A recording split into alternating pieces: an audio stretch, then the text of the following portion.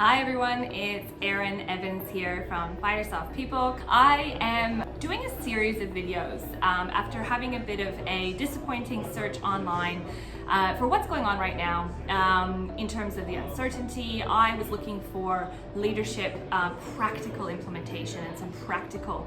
There was very little out there, to be very honest. It's a very confusing time for a lot of people. The anxieties have risen, as you can imagine, of course. As a leader, how am I leading right now? How am I meant to be navigating this new landscape? It's changing hourly. The one I wanted to focus on next, I've already done one talking about humanizing the digital landscape, talking to the people behind the camera.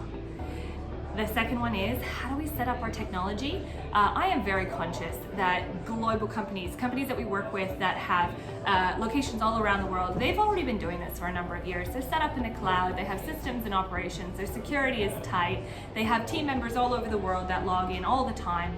What I'm talking to right now is sort of a small to medium-sized business angle and deciding, are you even the type of leader that can have a mobile and a virtual setup? And if you are, and you've identified that, but you're thinking, oh my God, where do I start? I'm not technical, how the heck am I supposed to do this and enable my staff to now use this?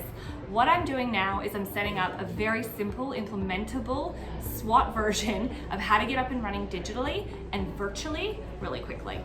So the first thing you need to do is you need to identify your current systems. What do you do and what do you use on a daily basis? What is mission critical for your business? This is a technology audit. So you are going to be writing down all the details of what you use right now. Don't worry about whether or not it's accessible from home. Don't worry or not about if your guys have it on every laptop, who can access it, where can they, just what do we use right now? The second thing is understand, are they in column A or are they in column B? Can they be accessible online from anywhere? Are they cloud-based and cloud-hosted? Or are they in column B, where actually they have to be accessible only from the office, they are static, they're only on their computers, and they're connected to perhaps a system in the office. Those are the two categories. What we want to focus on right now are column B. Column B are the ones that are probably your biggest liability. You need to identify, what do those systems do? What do they enable your employees to do? And how important really are they if we are in a situation where couldn't be in the office and couldn't do it? That's key. Oftentimes what's going to happen is you're going to identify some key things here that you could probably do outside of those systems for a period of time, not forever. The best thing you're going to want to do in this circumstance is set up a new environment, one which we have done many years ago. We are a global team now and we do have complete virtualization from our team perspective. But as a founder, I'm not a system administrator, I'm not a technical developer, I am not that human that is on the back end coding and creating things. I'm a founder going, how can I best make this work for a global team? What we did was we actually set up a Google Drive. Now, I might be saying this to people who are going, yeah, of course, Google Drive, we've been using it for years. I am very conscious that a lot of people don't. What a Google Drive is it's a centralized location which can be completely customized and owned by your company, that being your company domain, so your company name, whatever's in your email, and it actually shares live documents which mimic the Word suite or the Microsoft suite. So you'd have your Google Sheets, which are live, basically Word documents that you can go in and type details into, and anyone can log in at any time, and it's live updates. You then can do Google Sheets, which is kind of your Excel version. Same thing, enter your details, everyone collaborates together, and it's live real time. You have a whole other suite of things like Google Sites and surveys, which are your sheets, that the whole Google suite comes together. I'm going to recommend a company that we've worked really closely with over the past 5 or 6 years since we migrated across to Google, and they're called IT Genius. They can get you set up on a very basic platform, which is a very basic monthly fee, and I say basic, it's very basic, you just have to cut out your coffee, and ultimately they'll set you up on this platform to enable all of your team to collaborate together. It can be a Word, it can be an Excel, whatever you're using.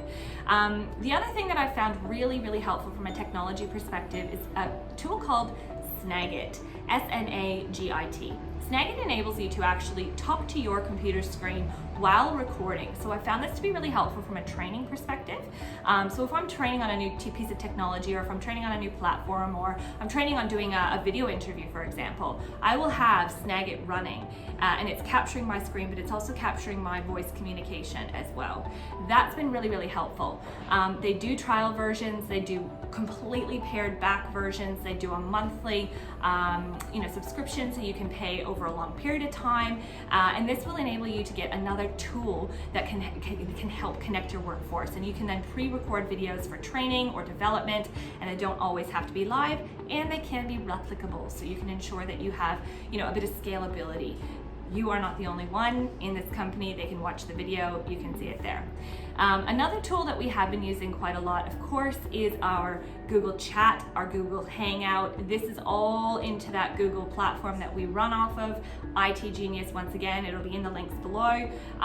Those are the guys that you want to connect with that will tee you up.